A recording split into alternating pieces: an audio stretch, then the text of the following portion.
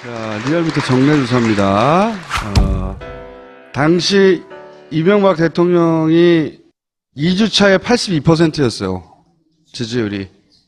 박근혜 낮게 출발했고, 문재인 지금 3일이긴 하지만 74%. 원래 뽑히고 나서 조금씩 올라가거든요. 한 달 정도까지는 기대치도 있고 뭐 이러면서. 이명박 정부 때는 저희들이 1월 1주차부터 조사를 했어요. 근데 그 이후에 두 번째 주차에는 이명박 전 대통령 같은 경우는 80%대 초반대에서 70%대 중반으로 한 6%포인트 떨어졌습니다. 근데 그 이후에 보통 2월 말에 취임식을 하지 않습니까? 한 2개월 정도까지 80%대 초반에서 70% 초반까지 떨어졌습니다. 그러니까 첫 번째 조사, 두 번째 조사할 때도 떨어졌고 한 두 달간에도 떨어졌습니다. 근데 박근혜 정부도 비슷합니다. 첫 번째 조사, 두 번째 조사 넘어가면서 소폭이긴 하지만 1.6%포인트 떨어졌고, 그리고 그 이후에도 한 60%대 초반에서 조금 더 떨어졌어요. 근데 조금 다른 양상을 보입니다. 그 문 대통령 같은 경우는 이것이 이제 지난주까지의 조사입니다. 지난주는 주간 집계로 74.8%가 나왔습니다. 근데 오늘 조사가 늦게 끝나서 집계가 여기는 안 들어갔는데 내일 발표될 주중 집계에서는 81.6%까지 나왔어요. 그러니까 첫 번째 주에서 두 번째 주로 넘어가는 과정에서 오히려 더 올라가고 있다, 계속. 한 8% 정도가 올랐다는 거죠. 그래서 앞으로의 국정 운영의 동력을 이제 향후 5년 동안 받을 것인지는 앞으로의 한 4주, 한 8주 정도 과연 이제 박근혜 정부나 이명박 정부하고 같은 패턴을 가지고 있는지, 만약에 다르고 더 올라가거나 계속 현재 한 80%대 초반을 계속 유지를 한다고 한다면은 아마 좀 다른 양상을 보이지 않을까라는 그런 생각을 제가 이제 해봅니다. 문재인 정부 처음에 들어와서 지지율이 높게 나오는 걸 보면서 느끼는 게 뭐냐면 굉장히 노련해졌다. 물론 뭐 문재인 대통령이 혼자 하는 게 아니겠죠. 틀림없이 뭔가 제대로 된 선수가 들어가 있겠죠. 잘 다뤄요. 메시지 관리를 굉장히 잘하고 있어요. 굉장히 잘하고 있어요. 예. 아까 되게 바른정당 의원님께서 하신 말 중에 되게 인상 깊었던 게 있어요. 제목은? 예, 잘 안다. 국민들 마음을. 그렇지. 메시지 관리를 정확하게 때리고 있어요. 여론조사를 했는데 지금 일주일 동안의 국정 운영과 여론조사에서 나타난 국민들의 마음이 완전히 일치해요. 국정 가치를 조사해 봤더니 정의와 소통이 1, 2입니다. 그 소통이라고 하면 우리 많이 봤잖아요. 직접 댓글 달고, 꼬마 밑에 기다려가 앉아가지고 쪼고리 앉아서 사인 받고, 커피 마시고, 그러한 모습들이. 그게 이제 본인하고 너무 잘 어울리기도 하니까 네. 효과가 배가 되는 거죠. 지금 정의라는 부분들, 이런 가치라든지 국정과제, 민생과 경제, 청산과 개혁, 그 개혁 과제 중에서도 검찰 개혁, 이런 부분들이 지난 일주일 동안에 했던 이런 부분들이 지금 여론조사의 민심과 완벽하게 일치하고 있습니다. 그래서 뭐냐 하면은 저는 많이 공부하고 국민의 마음을 많이 읽었다라고 생각이 들어요. 그 속에서 아주 기술적인 메시지 관리가 나오지, 그렇지 않고서는 이게 나올 수가 없는 거거든요. 그 메시지 관리도 잘, 제가 이번 정부가 아마도 노무현 정부 2기여서 그럴 수도 있고요. 그럴 수도 있고. 그러니까 문재인 대통령 본인 스스로가 그때 뭘 잘못했는지 복귀를 오랫동안 했기 때문에 그럴 수도 있고, 혹은 전문가들이 제대로 참여해서 그럴 수도 있는데, 여하간 그 결과치로 메시지 관리도 우선순위를 정하는 것도. 맞습니다. 예. 어떤 메시지를 어떤 장면으로 보여줄지도. 네. 사실 마음이 있는데 그게 안 보이면 방법이 없거든요. 잘하고 있는지 아닌지 모르고. 놀라운 결과인데, 사실 지금 대구 경북 60대 이상 보수층 자유공각된 지지자는 현 정부의 대척점에 있는 반대파들입니다. 이분들께서 계속 올라가요. 82, 전국 평균보다 대구 경북은 더 높았어요. 어제 같은 경우는. 여기에 조국의 지분이 있습니다. 계속 말하지만 내가. 그리고 60대 이상 어르신들 같은 경우도 60대 초반부터 시작해서 이제 70대로 올라섰고. 저기도 조국이 있어요? 예. 보수층 같은 경우는 50대 초중반. 여성 없나? 여성 지지율 따로? 조금 놀라운 것은, 네, 대꾸 안 할게요. 네. 자유한국당 지지자들이 30%대 초반에 준비해서 40%까지 올랐어요. 물론 아직까지 반대는 더 많습니다. 그래서 저는 이걸 보면서 오늘 포털에 1위에 올랐던데 일자리 추경을 야하 3당이 전부 다 반대를 했더라고요. 과연 이렇게 민심이 이렇게 움직이고 있고 이러한 상황 속에서 과연 어떠한 결과가 나올지. 그 자기들 지지를 떨어뜨리는 일이에요, 그거. 네. 강한 야당, 그러니까 자기 네. 존재를 계속 지켜야 된다는 강박과 필요는 알겠는데, 못 읽고 있는 거, 판을. 네. 오히려, 문재인 대통령은 임기가 5년으로 끝나는 거예요. 영원히 하는 게 아니라. 이럴 때 살살살 띄워주고 자기 몫을 챙겨야 되거든요? 민심이 일로 가고 있으니까. 그러면 반대해야 자기 지지자들이 모일 거라고 생각하는 거예요. 굉장히 옛날 패러다임인데. 야 3당 중에 바른정당도 있나요? 예, 바른정당. 황영철 의원 다시 불러야 되는 거 아니에요? 그래서 저는 어떤 생각이 들냐면은 정말 민심과 함께하는 태풍이 힘으로 칠 때는 그냥 갈대처럼 누워야 된다고 생각해요.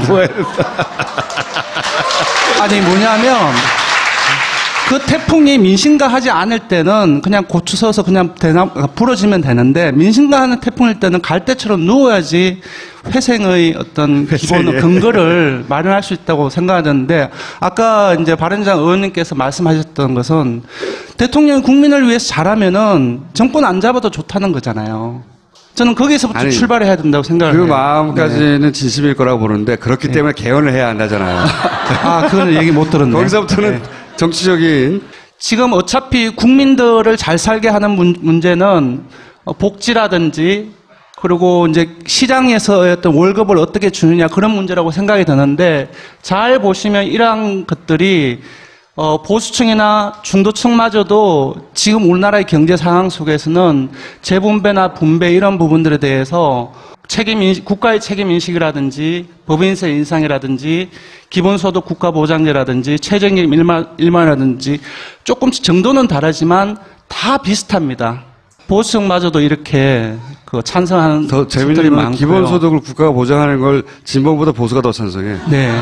그리고 법인세 인상도 정도는 조금 차이가 있지만 전반적으로 찬성을 하는 입장인 겁니다. 이거는 저희들이 이제 문화일보하고 매경조사에서 발표가 안 됐던 부분들을 뽑아서 보여드리는 건데요. 지금 문재인 정부가 아직까지 분배 재분배와 관련된 정책을 본격화시키지는 않았지만 이런 부분들로 분명히 가져날 거라고 생각이 들고 바른정당이나 국민의당 같은 경우도 중도를 매개로 기반 또는 보수를 기반으로 해서 자신의 어떤 지지세를 확장하기 위해서는 이러한 부분들을 읽어야 되지 않을까라는 생각이 듭니다. 기본소득 국가보장제를 보수가 82%나 찬성한다고요? 저도 놀랐습니다. 기본소득 국가보장제가 뭔지 잘 모르신 거 아니에요? 뭐 그럴 수도 있겠죠. 네. 근데 제가 느끼기엔 저는 어떻게 해석을 했냐면은 경제 상황이 워낙 어렵기 때문에 일자리라든지 그런 부분 어렵기 때문에 남의 도움, 국가의 도움이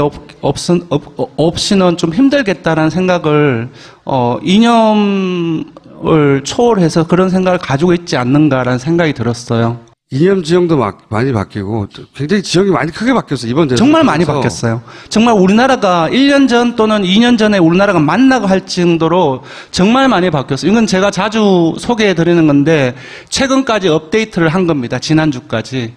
스스로가 보수라고 인식하는 사람들이 2년 한 4, 5개월 동안 계속 떨어지고 있습니다.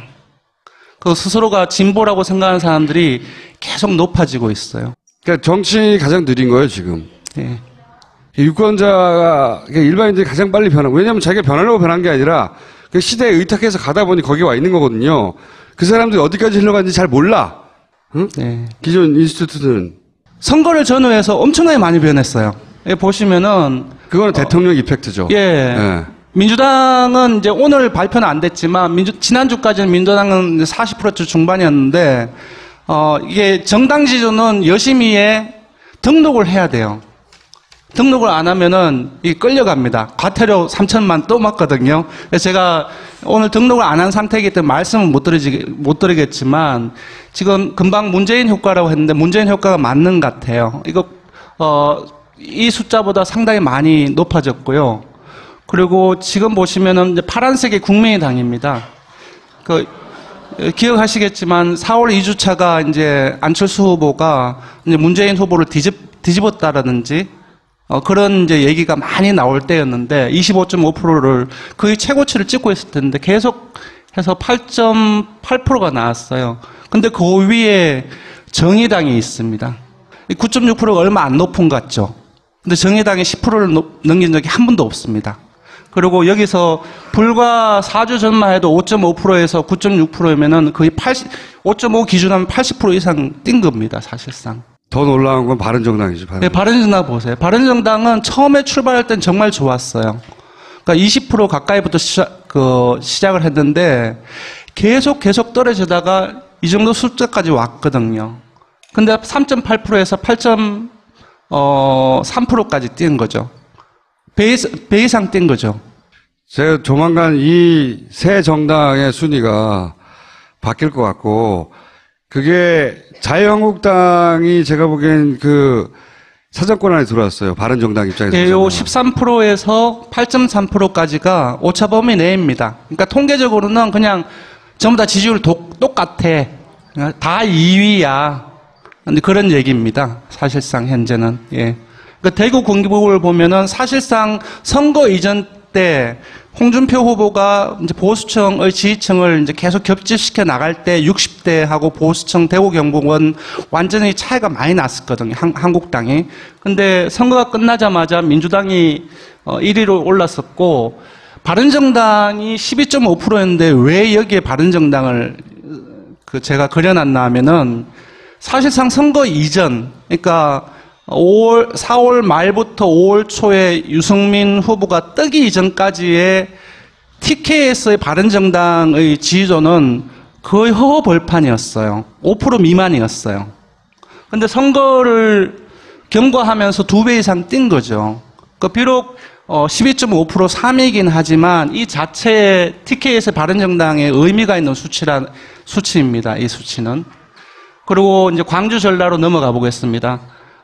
선거 이전에는 국민의당이 20%대, 적어도 20%대 중반이 나왔습니다. 많이 벌어졌습니다.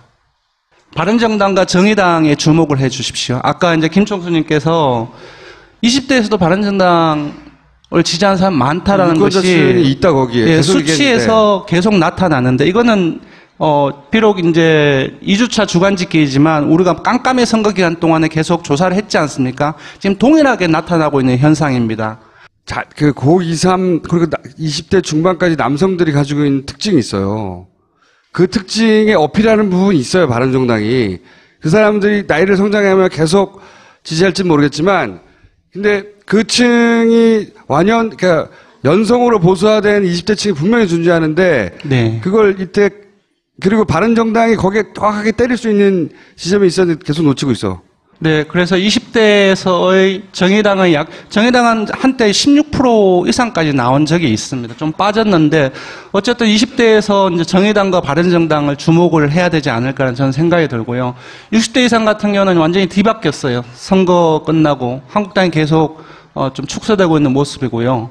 이제 보수층에서 보시면은, 이제 저는 이제, 바른정당을 아까 TK처럼 그런 이유에서 집어넣어 놨습니다.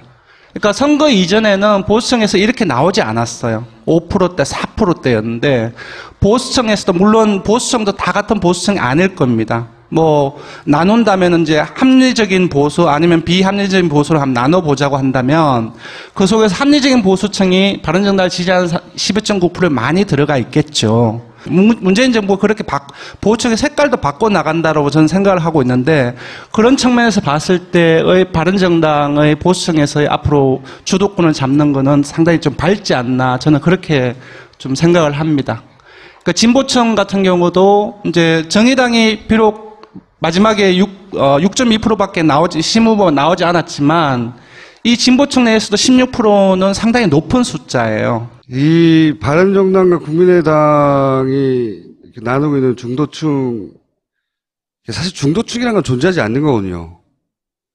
중도층은 의사결정을 잘 못하고 있거나 보류하고 있는 층이에요. 네, 그렇게 볼 수도 있지만 그 숫자는 아까 앞에서 봤지만 가장 많습니다. 한 40%가 정도 되는데 제가 생각에는 바른정당 기준으로 하자면은, 대구 경북과 보수층을 버릴 수는 없어요. 버릴 수는 없겠지만. 이게 예. 50까지 갔어요? 얘기하면 안 됩니다. 큰일 나요. 금요일 이후에는 발표할 거잖아요. 왜냐하면, 지난번에 저희들이 과태료를 1,500만 또 맞았거든요.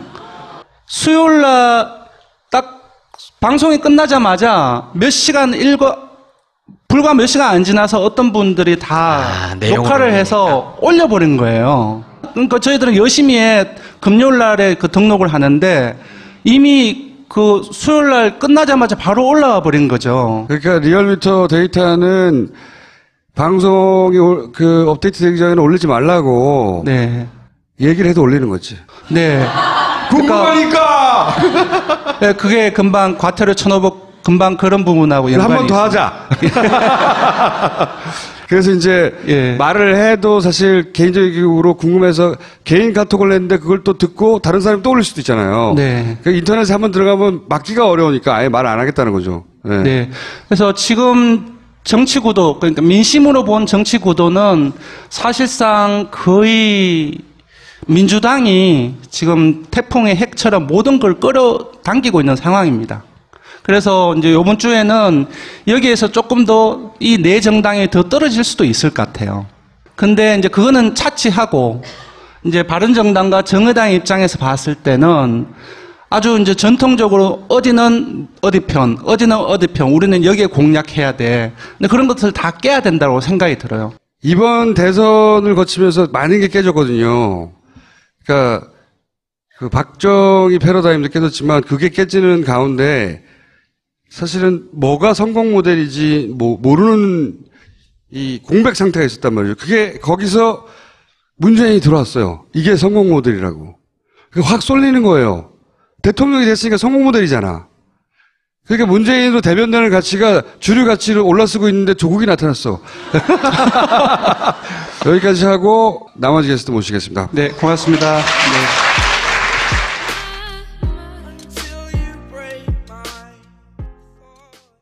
했죠. 잘 다뤄요. 메시지 관리를 굉장히 잘하고 있어요. 굉장히 잘하고 있어요. 예. 아까 되게 바른정당 의원님께서 하신 말 중에 되게 인상 깊었던 게 있어요. 제목은? 예, 잘 안다. 국민들 마음을. 그렇지. 뭘 권하는지. 메시지 관리를 정확하게 때리고 있어요. 여론조사를 했는데 지금 일주일 동안의 국정 운영과 여론조사에서 나타난 국민들의 마음이 완전히 일치해요. 국정 가치를 조사해 봤더니 정의와 소통이 1, 2입니다. 그러니까 소통이라고 하면 우리 많이 봤잖아요. 직접 댓글 달고, 꼬마 밑에 기다려가 앉아가지고 쪼고리 앉아서 사인 받고, 커피 마시고, 그러한 모습들이. 그게 이제 본인하고 너무 잘 어울리기도 하니까 네. 효과가 배가 되는 거죠. 지금 정의라는 부분들, 이런 가치라든지 국정과제, 민생과 경제, 청산과 개혁, 그 개혁 과제 중에서도 검찰 개혁, 이런 부분들이 지난 일주일 동안에 했던 이런 부분들이 지금 여론조사의 민심과 완벽하게 일치하고 있습니다. 그래서 뭐냐 하면은 저는 많이 공부하고 국민의 마음을 많이 읽었다라고 생각이 들어요. 그 속에서 아주 기술적인 메시지 관리가 나오지 조금 다른 양상을 보입니다. 그 문 대통령 같은 경우는 이것이 이제 지난주까지의 조사입니다. 지난주는 주간 집계로 74.8%가 나왔습니다. 근데 오늘 조사가 늦게 끝나서 집계가 여기는 안 들어갔는데 내일 발표될 주중 집계에서는 81.6%까지 나왔어요. 그러니까 첫 번째 주에서 두 번째 주로 넘어가는 과정에서 오히려 더 올라가고 있다, 계속. 한 8% 정도가 올랐다는 거죠. 그래서 앞으로의 국정 운영의 동력을 이제 향후 5년 동안 받을 것인지는 앞으로의 한 4주, 한 8주 정도 과연 이제 박근혜 정부나 이명박 정부하고 같은 패턴을 가지고 있는지, 만약에 다르고 더 올라가거나 계속 현재 한 80% 초반을 계속 유지를 한다고 한다면은 아마 좀 다른 양상을 보이지 않을까라는 그런 제가 생각을 이제 해봅니다. 문재인 정부 처음에 들어와서 이렇게 지지율이 높게 나오는 걸 보면서 느끼는 게 뭐냐면 굉장히 노련해졌다. 물론 뭐 문재인 대통령이 혼자 하는 게 아니겠죠. 틀림없이 뭔가 제대로 된 선수가 들어와 있기. 그렇지 않고서는 이게 나올 수가 없는 그 거거든요. 메시지 관리도 잘, 이렇게 제가 이번 정부가 아마도 노무현 정부 2기여서 그럴 수도 있고요. 그럴 수도 있고. 그러니까 문재인 대통령 본인 스스로가 그때 뭘 잘못했는지 복귀를 오랫동안 했기 때문에 그럴 수도 있고, 혹은 전문가들이 제대로 참여해서 그럴 수도 있는데, 여하간 그 결과치로 메시지 관리도 우선순위를 정하는 것도, 맞습니다. 예. 어떤 메시지를 어떤 장면으로 보여줄지도 네. 사실 마음이 있는데 그게 안 보이면 방법이 없거든요. 잘하고 있는지 아닌지 모르고. 놀라운 결과인데 사실 지금 대구 경북 60대 이상 보수층 자유공각된 지지자는 현 정부의 대척점에 있는 반대파들입니다. 이분들께서 계속 올라가요. 82, 전국 평균보다 대구 경북은 더 높았어요. 어제 같은 경우는. 여기에 조국의 지분이 있습니다. 계속 말하지만 내가. 그리고 60대 이상 어르신들 같은 경우도 60대 초반부터 시작해서 이제 70대로 올라섰고. 저기도 조국이 있어요? 예. 보수층 같은 경우는 50대 초중반부터 여성 없나? 여성 지지율 따로? 조금 놀라운 것은 자, 리얼미터 정례조사입니다. 당시 이명박 대통령이 2주차에 82%였어요. 지지율이. 박근혜 낮게 출발했고, 문재인 지금 3일이긴 하지만 74%. 원래 뽑히고 나서 조금씩 올라가거든요. 한 달 정도까지는 기대치도 있고 뭐 그러면서. 이명박 정부 때는 저희들이 1월 1주차부터 조사를 했어요. 근데 그 이후에 두 번째 주차에는 이명박 전 대통령 같은 경우는 80%대 초반대에서 70%대 중반으로 한 6%포인트 떨어졌습니다. 근데 그 이후에 보통 2월 말에 취임식을 하지 않습니까? 한 2개월 정도까지 80%대 초반에서 70% 초반까지 떨어졌습니다. 그러니까 첫 번째 조사, 두 번째 조사할 때도 떨어졌고 한 두 달간에도 떨어졌습니다. 근데 박근혜 정부도 비슷합니다.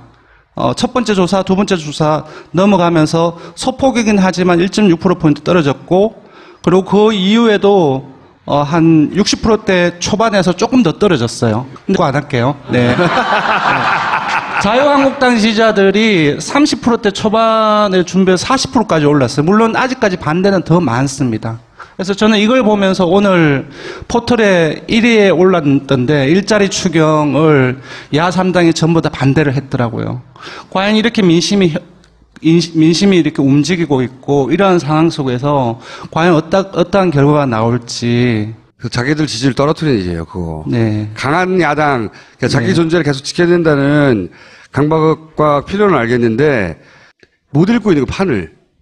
네. 오히려 문재인 대통령은 임기 5년으로 끝나는 거예요. 영원히 하는 게 아니라. 이럴 때 살살살 띄워주고 자기 몫을 챙겨야 되거든요. 민심이 일로 가고 있으니까. 그러면 반대해야 자기 지지자들이 모일 거라고 생각하는 거예요. 굉장히 옛날 패러다임인데. 야 3당 중에 바른정당도 있나요? 예, 바른정당. 황영철 의원 다시 불러야 되는 거 아니에요? 그래서 저는 어떤 생각이 드냐면은 정말 민심과 함께하는 태풍이 힘으로 칠 때는 그냥 갈대처럼 누워야 된다고 생각해요. 아니 뭐냐?